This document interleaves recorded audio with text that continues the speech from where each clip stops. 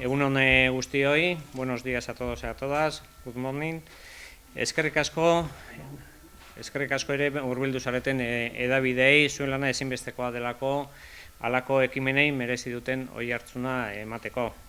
Euskeraz prestatu dute testua, baina jakin Ragni Kant itzultzaileak badituela hitzabek ingelesez itzuliak eta berak egingo dituela gero beraien zuzeneko itzulpenak indiora. Beraz, zuri ere, eskerrik asko. Beste urte betez, elkartu gara gaur hemen, hain hitzordu berezi eta adierazgarrian. Beste urte batez, Heroes Hangout proiektu emakume bizirauleak eta Txani Fundazioneko ordezkariak Pasaian hartzeko aukera dugu. Eta jakina, bekozbeko elkarte pasaitarraren lana eskertu eta goraipatzeko ere. Elkartasunaren hizkuntza hitzetik praktikara eramaten dakiena. Hasteko eskerrak eman nahi dizkiet Doli eta Nagmari, alduntze proiektu honetarako protagonistei hain zuzen ere. Azido eraso bortitzen biziraule eta erresistentziaren eredu zarete. Eta zuen borrokak gure kontzientziak astintzen ditu. Eta eskerrik asko ere Ragni Kant irakasle eta itzultzaileari, eta Aziz Xukla Fundazioko kideari baita ere. Zuen lan isil baina erabakigarriak mugarik gabeko aliantzak eraikitzen ditu. Eskerrik asko nola ez ere bekozbeko kide guztiei. Zuen konpromisoagatik eta bertatik bertara feminismoa egiteko duzuen moduagatik, mugak gainditzen dituen begirada batekin. 2017tik bekozbeko eta Txani Foundation elkarrekin ari dira lanean, helburu bera lortzeko. Muturreko indarkeria jasan duten emakumeek euren bizitza duintasunez, independentziaz eta itxaropenez berreiriki ahal izatea. Hori da Heroes Hangout proiektuaren bihotza, prestakuntza tresnak eta laguntza eskaintza emakume horiek beren etorkizunaren protagonistak bihur daitezen. Heroes Hangout proiektua ez da soilik kafetegi bat edo topagune bat. Erresistentzia espazio bada, nun emakumeek euren mina kolektibo bihurtzen duten eta euren indarra politiko. Non lanak, prestakuntzak eta kulturak bidea egiten duten zauriaren gainetik berriro arnasa hartzeko. Proiektu honek urtez urte erakusten digu borroka feministak ez duela mugarik. Pasaiatik Indiaraino zubi bat eraiki dugu. Ikusi eta ikasi dugu Pasaiako emakume elkarte batek Indiako errealitateak eralda ditzakeela eta berdintasunaren aldeko borrokak indartu egiten direla elkar aurkitzen eta aitortzen dutenean. Indarkeria matxista gaitz globala da, eta horrexegatik erantzun globala behar du. Mugarik gabeko elkartasunak, lankidetzak eta konpromisoak behar ditu. Eta hori egiten ari gara hemen, herri txiki batetik, asmoa handiz, mundua apur bat bidezkoago bihurtzen. Alkate naizen aldetik, harro nago Pasaia sare horren parte delako. Harro nago gure herriak berdintasunean justiziaren eta askatasunaren aldeko konpromisoa argia duelako. Eta harro nago jakina bekozbeko bezalako elkarteek erakusten digutelako feminismoa ez dela teoria bat, baizik eta eguneroko praktika bat, herritarren artean egiten dena. Eta zuei esker guztioi gizarte askeago eta bidezkoago bat eraikitzen dihardugulako egunero.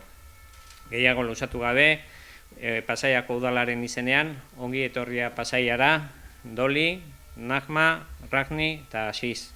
Espero dut egunabek ondo pasatzea, elkar trukerako eta xamurtasunerako ere abagunea izatea gaurko eguna.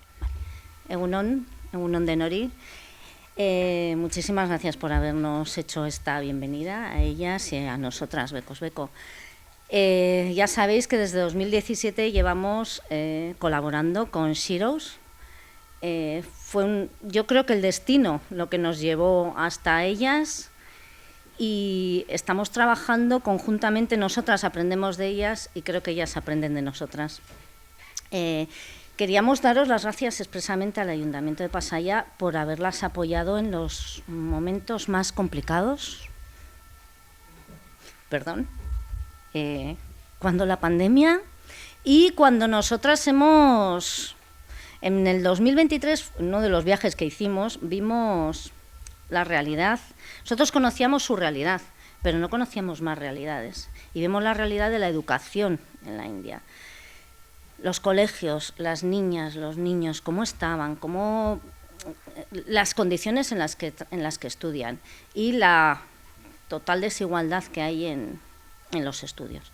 Entonces, queríamos agradeceros el que nos habéis apoyado en el proyecto que hicimos el año pasado de unir Pasaya con Shirows, con el colegio que está muy cerquita de Shirows, Fatehabad, que conocimos, y con el que hemos podido poner paneles solares gracias a vosotros. Ya tienen electricidad en las aulas. Antes, cuando fuimos, trabajaban con ordenadores, tenían el teclado pintado en la pared. Eso es trabajar con ordenador. No tenían...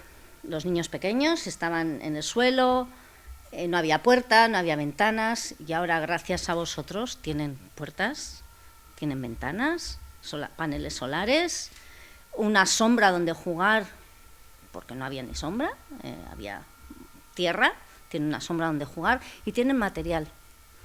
Y estuvimos el año pasado con ellos, estuvimos haciendo unas dinámicas.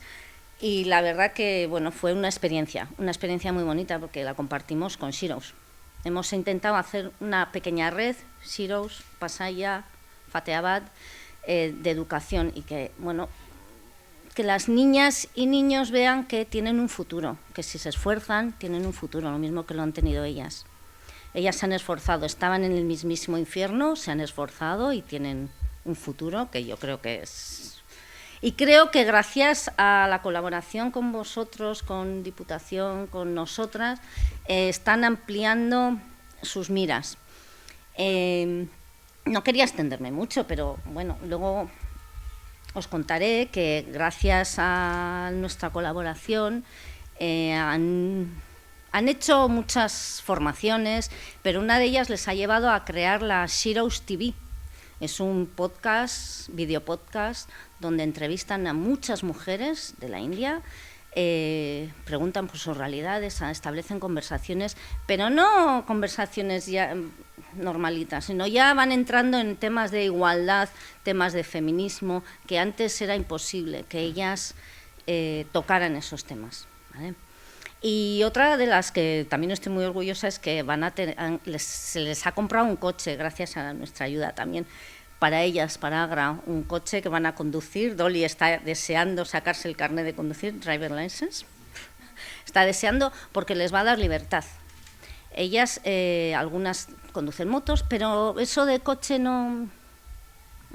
Pero bueno, gracias a eso tienen un coche. Y estas son un poquito las novedades que tenemos con ellas. Seguimos formando en inglés, Rajnikant les da las clases de inglés, siguen con sus formaciones de autodefensa, psicología, bueno, tienen pero igual, si ellas quieren, nos pueden contar algo más, ¿vale?